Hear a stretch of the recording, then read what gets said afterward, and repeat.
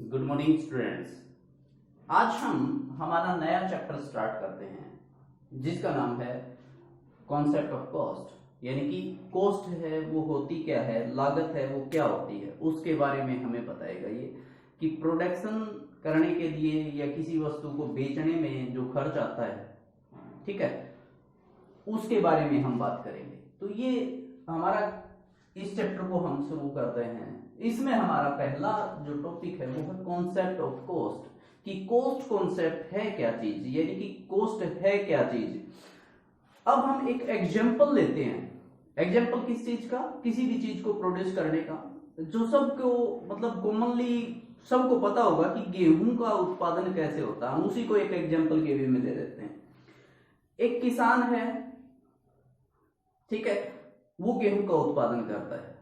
अब उस गेहूं के उत्पादन के लिए हमें क्या क्या चीजें चाहिए, हम देखते हैं कि हमारे पास क्या चाहिए, जमीन होनी चाहिए, कुछ इक्विपमेंट होने चाहिए, साधन जिनको हम कहते हैं, ठीक है, एक उसको उगाने वाला, वहां काम करने वाला मजदूर, या ये कह लो कि वहां काम करने वाली लेबर या मालिक खुद काम करता है वहां पे, किसान जिसको हम कहते हैं, वो हमें चाहिए। ठीक है, ये चीजें जरूरी हैं।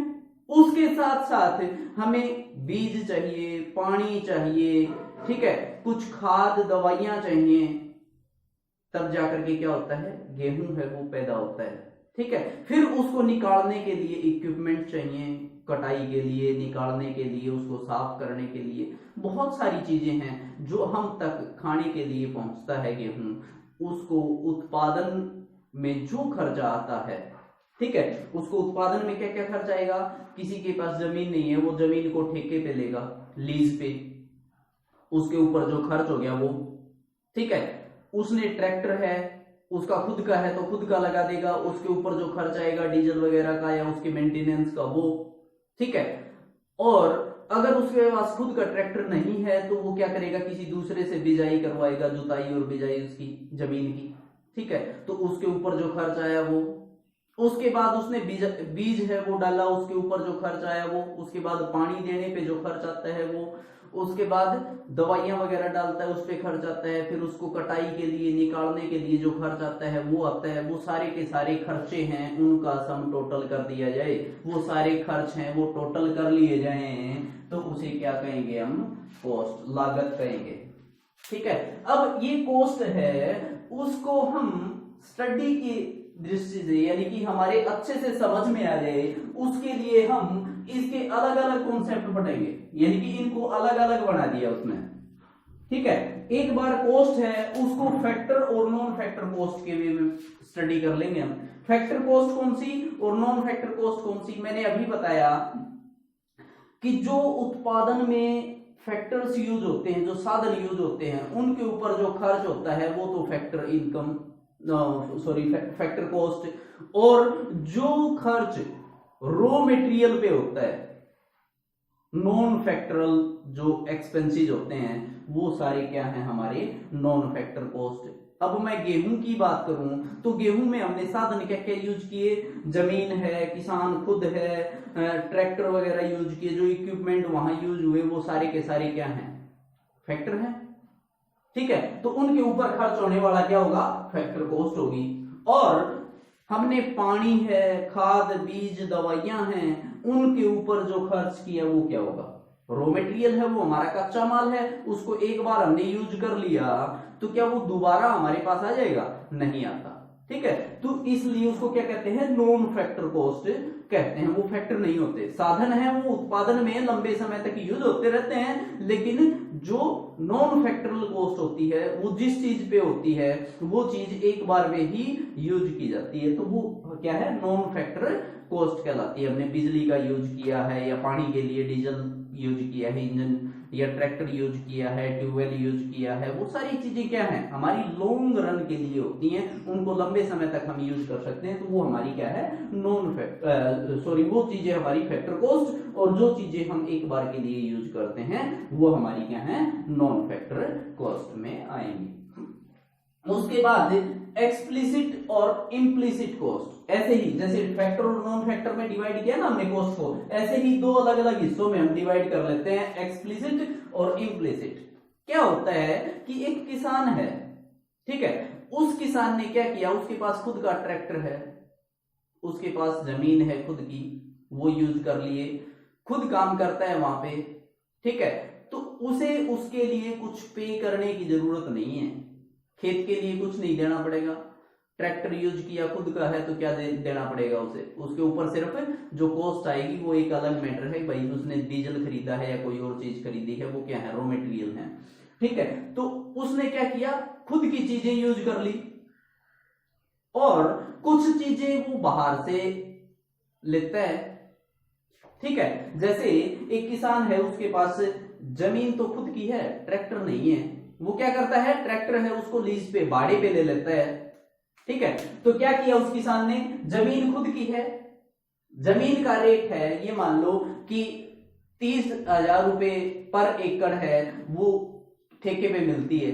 तो उसने क्या किया, खुद की जमीन यूज कर ली, तो क्या हुआ, इम्प्लिसिट 30,000 रुपए उसने क्या कर लिए, खुद की जमीन थी उसकी, तो वो यूज कर ली। तो ये 30,000 रुपए हैं, वो क्या है, इम्प्लिसिट कॉस्ट, खुद की कॉस्ट है तो इम्प्लिसिट, और बाहर से हायर की है, बाहर से दिया है, उसको जो पे किया है वो एक्सप्लिसिट, ठीक है। यानी कि बाहर की चीज एक्सप्लिसिट और खुद की इम्प्लिसिट, ठीक है, समझ में आ गया। यानी कि प्रोडक्शन के लिए जो प्रोड्यूसर है वो खुद की चीजें यूज करता है, उनकी लागत तो इम्प्लिसिट, और जो वो बाहर के किसी व्यक्ति को पे करता है या बाहर से कोई चीज हायर करता है, उसके लिए उसे जो भुगतान करना पड़ता है वो एक्सप्लिसिट कॉस्ट। समझ आ गई, बिल्कुल इजी है।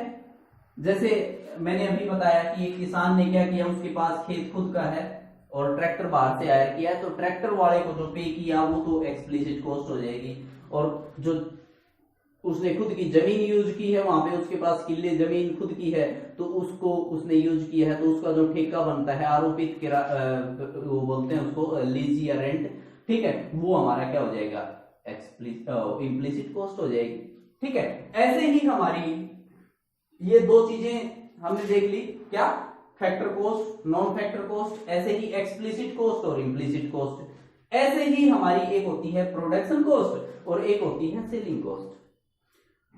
प्रोडक्ट है उसको बनाने पे और बेचने पे जो खर्चा आता है वो हमारी टोटल कॉस्ट होती है, यानी कि हमने किसी प्रोडक्ट को बनाया, स्टार्टिंग से लेकर के उपभोक्ता तक पहुंचने तक का जो खर्च होता है, जो उसका कंज्यूमर है जो उसको यूज करता है, वहां तक पहुंचने का जो खर्च होता है ना, सारे का सारा खर्च क्या होता है, कॉस्ट होता है, टोटल कॉस्ट उसको बोला जाता है, ठीक है। अब उसको दो हिस्सों में तोड़ दिया, एक तो प्रोडक्शन कॉस्ट और एक सेलिंग कॉस्ट, यानी कि किसी वस्तु को बनाने पे जो खर्चा आता है वो तो प्रोडक्शन कॉस्ट, और उस वस्तु को बेचने पे जो खर्चा आता है वो सेलिंग कॉस्ट, ठीक है। प्रोडक्शन कॉस्ट कौन सी और सेलिंग कॉस्ट कौन सी, अब बताता हूं मैं आपको। प्रोडक्शन कॉस्ट वो होती है जो इंडस्ट्री में लगती है, इंडस्ट्री जहां वस्तु बनती है वहां पे, ठीक है। और सेलिंग कॉस्ट वो होती है जो एक तो क्या किया हमने, कच्चा माल है वो खरीदा या और किया, वो सारा काम करके हमने क्या किया, एक वस्तु बनाई और उसको क्या कर दिया, बना करके गोडाउन में रख दिया, ठीक है। वहां तक का खर्चा, यानी कि उसको बनाने तक का खर्चा है, ठीक है, वो तो हमारा क्या हो गया, प्रोडक्शन कॉस्ट। उसके बाद गोडाउन का खर्च है, ठीक है। अगर हमारा प्रोडक्ट है वो बनाते ही नहीं बिकता और गोडाउन में रखा रहता है, तो गोडाउन का खर्च क्या होगा, सेलिंग कॉस्ट, ठीक है। उसको एक जगह से दूसरी जगह, जैसे हमने यहां उत्पादन किया है और उसको बेचना है बॉम्बे जाके, तो यहां से बॉम्बे तक जाएगा और वो भाड़ा है वो भी किस में आएगा, सेलिंग कॉस्ट में, ठीक है। प्रोडक्ट है उसकी एडवर्टाइजमेंट हमने की, वो भी सेलिंग कॉस्ट में, ठीक है।